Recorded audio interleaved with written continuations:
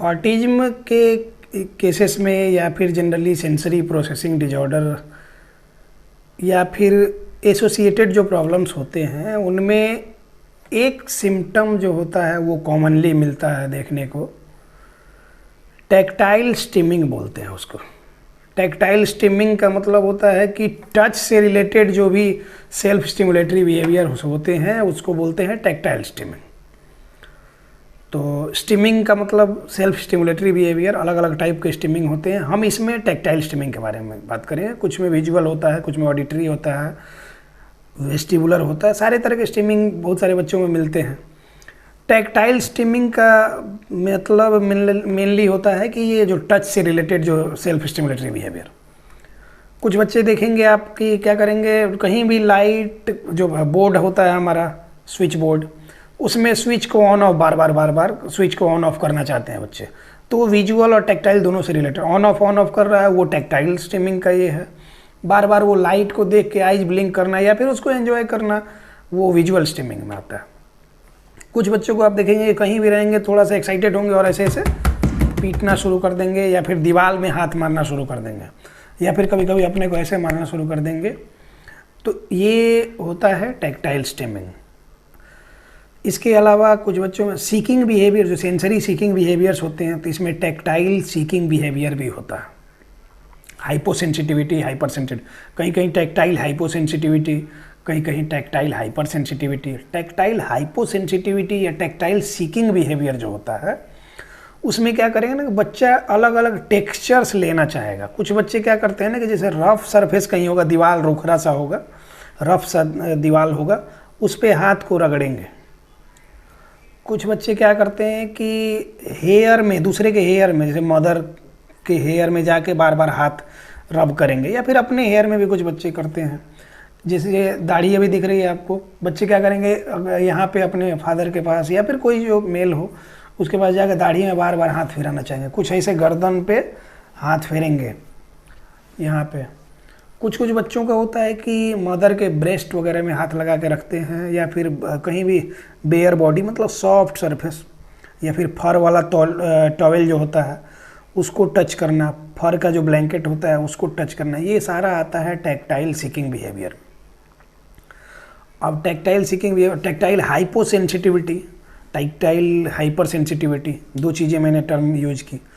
तो उसमें होता है कि हाइपोसेंसिटिविटी मतलब वो चीज़ों को छू के फील करना चाहेगा। हाइपर सेंसिटिविटी मतलब कि किसी भी चीज़ को हाथ में डालेंगे तो तुरंत खींच लेगा, नहीं ये करना चाहेगा।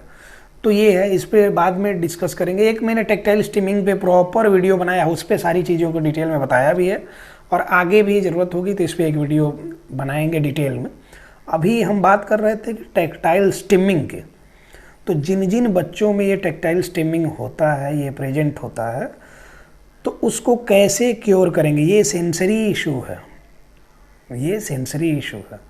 तो इसीलिए तो बोला जाता है कि पहले बच्चों में अगर सेंसरी इश्यूज हैं तो पहले सेंसरी इंटीग्रेशन थेरेपी वो किया जाता है, उसके बाद ही किन्हीं चीज़ों पे जाया जाता है। तो सेंसरी इशू जब बच्चे में है तो अब टैक्टाइल स्टिमिंग को क्योर कैसे करेंगे, उसको कम कैसे करेंगे, घर पे कैसे मैनेजमेंट इसका करेंगे। तो हम हमेशा, जो लोग भी हमारे साथ जुड़े हुए हैं सेशन में या फिर जो नहीं भी जुड़े, हमने कितनी बार वीडियो में बताया भी है कि टैक्टाइल स्टिमिंग को कंट्रोल करने के लिए एक आप ये कर सकते हैं, घर पे टैक्टाइल स्टिमुलेशन एक्टिविटीज़ आप करा सकते हैं। टैक्टाइल स्टिमुलेशन एक्टिविटीज़ में क्या होता है कि डिफरेंट टेक्सचर के मैट या फिर कपड़े या फिर वाल या फिर सैंड जो होता है उनका, उसका अलग टेक्सचर होता है, स्टोन जो होता है उसका अलग टेक्सचर होता है, सब चीज़ों का टेक्सचर अलग अलग होता है। तो वो डिफरेंट टेक्सचर फील कराना, ये भी सेंसरी इंटीग्रेशन का पार्ट है। अब डिफरेंट टेक्सचर फील कराने से क्या होगा कि वो सारी चीज़ों के बारे में उसको पता चलेगा, उसको अवेयरनेस आएगी कि हाँ ये ऐसा होता है, ये ऐसा होता है, ये ऐसा होता है। तो ये एक अवेयरनेस आएगी बच्चे को, तो उसमें डेवलपमेंट, न्यूरो डेवलपमेंट में वो काफ़ी हेल्पफुल होगा। इसके अलावा क्या करते हैं, जैसे गीला सरफेस, सूखा सरफेस, ये अलग अलग टेक्सचर हो गया। गर्म पानी भी और एक ठंडा पानी, वो कॉन्ट्रास्ट का सेंस देता है, वो चीज़ें भी करानी होती है। तो बहुत सारे लोग ये पूछते हैं कि मतलब टेक्टाइल स्टिमिंग में क्या करें। हमने बताया भाई ये बहुत अलग अलग टेक्सचर के आप मैट वगैरह ले लें तो उससे हो जाएगा, लेकिन लोगों को समझ में नहीं आता, तो इसलिए आज सोचा है मैंने कि प्रैक्टिकल कुछ चीज़ें बता देते हैं जिससे कि आपका कॉन्सेप्ट क्लियर हो जाए कि करना क्या। अभी मेरे पास आप देखेंगे ये जो है ये ग्रास वाला जो कारपेट होता है, आर्टिफिशियल ग्रास वाला कारपेट, तो ये जनरली आपको फर्निशिंग के स्टोर में कहीं भी मिल जाएगा। तो इसको हम यहाँ पे रख देते हैं और इस पर हाथ रखते हैं तो एकदम सॉफ्ट सा फील हो रहा, तो ये एक अलग फील दे रहा, आँख बंद करके भी ये करते एक अलग टेक्सचर का फील दे रहा। तो एक तो ये हो गया मैट, ये एक अलग टेक्सचर हो गया। अभी इसी को आप एक बार उलट दें, मैंने उलट दिया, आप देख रहे हो पीवीसी का पूरा ये है, इसका लेयरिंग है, कोटिंग है। इस पे हाथ रखेंगे ये पूरा रफ है, ये इसलिए दिया जाता है कि पानी वगैरह से सड़े नहीं। जनरली इसको बालकनी में या फिर अहाते वगैरह में लगाया जाता है, कैंपस वगैरह में, तो ये पानी से ख़राब नहीं हो, तो इसलिए अब इस पे हाथ रखेंगे ये अलग टेक्सचर दे रहा। तो दो टेक्सचर तो इसी में होगा, दो टेक्सचर का काम आपका यही कर जाएगा, हाथ से ये करने का या फिर पैर से चलने का, उलट के चलाएंगे, दो तरह का टेक्सचर ये हो गया। अभी इसको साइड करते हैं। एक ये देखेंगे, ये भी आपको मिल जाएगा, डोरमैट के तौर पे यूज होता है, आप लोग देख सकते हैं क्लियरली इसको, डोरमैट के तौर पे ये यूज होता है। ये काफ़ी मुलायम सा है, पैडेड सा है, तो ये भी एक अलग टेक्सचर का काम करेगा। तो ये दो टेक्सचर हो गए, अब ये एक अलग टेक्सचर हो गया। इस पर ये करेंगे तो ये थोड़ा रफ रफ सा है, जिग जैग पैटर्न में है, इसमें अलग फीलिंग आ रही है। और पीछे आप देखेंगे तो इसमें दाना दाना दाना दाना सा बना हुआ है, तो ये एक अलग फील दे रहा, ये भी एक अलग टेक्सचर हो गया। तो ये भी हो गया हमारा, चार टेक्सचर्स तो यही हो गए। अभी फिर ये देखते हैं, देखिए ये एक अलग टेक्सचर दे रहा है, इस पे हाथ रखने पे एक ये प्लास्टिक टाइप में है, पीवीसी का है, तो ये एक अलग टेक्सचर दे रहा है, इसका भी अलग फील आएगा। इसको उलट लेंगे दोनों ओर से, ये बराबर ही है, इसमें कुछ ज़्यादा ये नहीं करते, इम्प्रोवाइज नहीं कर सकते हैं। तो ये 5 तरह का टेक्सचर्स होगा। अभी आते हैं एक ये भी डोरमैट के तौर पे, ये कारपेट के तौर पे जनरली यूज किया जाता है, कालीन की जगह में ये यूज किया जाता है जनरली, लिविंग रूम वगैरह में या फिर जहाँ पे हमारा हॉल वगैरह होता है वहाँ पे हम जनरली बिछाते हैं इसको। ये भी एक अलग टेक्सचर दे रहा है, ये जूट की तरह इसमें रेशे रेशे हैं, ये एक अलग टेक्सचर दे रहा है। इसमें उलट के देखेंगे तो एक अलग टेक्सचर। तो 6-7 टेक्सचर का यही हो गया। अब ये इतना खरीदने में मुश्किल से 150 से 200 रुपये का खर्च आपको आएगा। एक स्क्वायर फीट का आप ले लेंगे फर्निशिंग के स्टोर से, तो आपको सारी चीज़ें मिल जाएंगी इसमें। और इसको आप बिछा के इस पे हाथ रखवा सकते हैं, पैर रखवा सकते हैं अलग अलग फील के लिए। इसके बाद इसी पे आप लाइन से बिछा के व्हील बैरो वॉकिंग करा सकते हैं। तो मतलब कि 200-300 में इतना बढ़िया ये हो जाना है, आपका टेक्टाइल स्टिमुलेशन का सारा एक्टिविटी इसी से हो जाना है, और बच्चे की सारी टेक्टाइल स्टिमिंग इसी से ख़त्म भी हो जानी है। वो चाहे हाइपो सेंसिटिव हो चाहे hyper sensitivity, tactile hypo sensitivity में भी हेल्पफुल होगा, टेक्टाइल हाइपर सेंसिटिविटी में भी हेल्पफुल होगा। तो एक चीज़ और आपको दिखाते हैं, ये हम लोग generally balancing vestibular board type इसको यूज करते हैं। ये इसमें देख रहे हैं स्पाइक्स पूरा निकला हुआ है,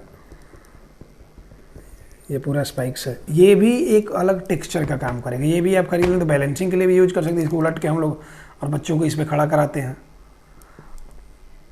आप लोग देख लीजिए ऑनलाइन, ये आपको मिल जाएगा, वेस्टिबुलर बोर्ड नाम से शायद मिलता है। इस पे आप बच्चे को खड़ा करें, ये थोड़ा थोड़ा बैलेंस अनबैलेंस होते रहेगा। तो ये भी एक टेक्सचर का भी फील दे रहा है, ये वेस्टिबुलर बोर्ड के तौर पे भी यूज हो जा रहा है। ये सारी चीज़ें सस्ती हैं, ज़्यादा खर्च करने की ज़रूरत नहीं है, आपके घर में एक्टिविटी का सामान हो जाना है। हम हमेशा इसी बात पे फोकस करते हैं ज़्यादातर कि कम खर्च में कैसे आप घर पे बच्चे को मैनेज कर सकते हैं। न दुनिया बहुत बड़ी है और बहुत बड़े बड़े यहाँ पे फ्रॉड लोग बैठे हुए हैं, और कमर्शियलाइजेशन के नाम पर कुछ भी ये के लिए, तो जो कैपेबल नहीं है वो बेचारे लुट जाते हैं। जिनके पास तो पैसा है उनको तो फर्क ही नहीं पड़ता है, वो तो कितना भी दवा में खर्च कर देते हैं, कितना भी इलाज के नाम पे, वो तो एक शौक़ है उनका। जैसे होता है ना कि आदमी को शौक़ अलग अलग होता है, वो अपना स्टैंडर्ड मेंटेन करने का, जैसे कुत्ता घुमाना, उसके बाद से बिना मतलब का 10-20 हज़ार का टी शर्ट वगैरह जो पहनते हैं वो भी एक शौक़ ही है। उसी तरह का ये होता है कि स्टेटस मेंटेन करने के लिए कि डॉक्टर को दिखाना, अलग अलग जगहों पे जाना, वो भी। तो मेरा वीडियो जनरली हर वर्ग के लोगों के लिए होता है कि जो कैपेबल नहीं भी हों वो भी क्या करें कि अफोर्ड कर सकें। इससे अफोर्डेबल कुछ भी होता नहीं है। 400-500 हज़ार रुपये में ये सारी चीज़ें आपको हो जाती हैं। ऑनलाइन आप खरीदने जाएंगे, वो जो टेक्सचर का मैंने बताया, तो वही 4-5 सील देगा और वो 1200-1300 में देता है। तो वो ज़रूरत नहीं है। जो लोग लेना चाहें ले सकते हैं ऑनलाइन से। तो ये सारी चीज़ें होती हैं। घर पे आप जितना अच्छे से मैनेज कर पाएंगे बच्चे को, जितना कम से कम रिसोर्सेस में मैनेज करें, ये एक चैलेंज होता है। और वो ही रियल ये होता है, उसी से रिकवरी होती है। रियल जो बोलते हैं ना कि इंटेंशनली हम मेहनत कर रहे हैं, सिंसियरली हम मेहनत करना चाहते हैं, तो वही उस तरह से लोग करते हैं। बना बनाया सब कुछ दे दिया जाए, फिर उसके बाद क्या ही मिलना है आपको। तो जैसे होता है ना कि कोई स्ट्रगल करके स्टार बना, जैसे शाहरुख खान स्ट्रगल करके स्टार बना, तो उसका स्टारडम है। कोई स्टार का बेटा ही आया, वो कितना भी ये किया, उसके आगे वो नहीं चलता गया, वो तो बना बनाया ये है, तो उसकी वैल्यू नहीं होती। उसी तरह का ये कि जिनके जो कैपेबल हैं वो करें जो करना है, जो लोग कैपेबल नहीं है वो इन सब बातों पे ध्यान दें। और बच्चे को ये, जो लोग हमारे साथ जुड़ना चाहते हैं सेशन में, हमारा नंबर यहाँ पे दिया हुआ है, आप इस पे संपर्क कर सकते हैं और हमारे ऑनलाइन सेशन में जुड़ सकते हैं। एक नॉमिनल चार्ज है, मात्र 500 रुपये का चार्ज है, वो आपसे लिया जाता है कंसल्टेशन के तौर पे। उसमें आपके बच्चे का 2 सेशन होता है असेसमेंट का, 500-500 रुपये आपको देना होता है, बच्चे का असेसमेंट होता है। उसके बाद से आप हमारे वीकली सेशन में या मंथली प्रोग्राम जो होता है उसमें आप आ सकते हैं और घर से ही बच्चे को पूरी तरह से आप ठीक कर सकते हैं, मैनेज कर सकते हैं। हम पेरेंट्स अवेयरनेस पे काम करते हैं। तो उम्मीद करते हैं कि ये टॉपिक आपको समझ में आ गया होगा। मिलते हैं किसी नेक्स्ट टॉपिक में। धन्यवाद।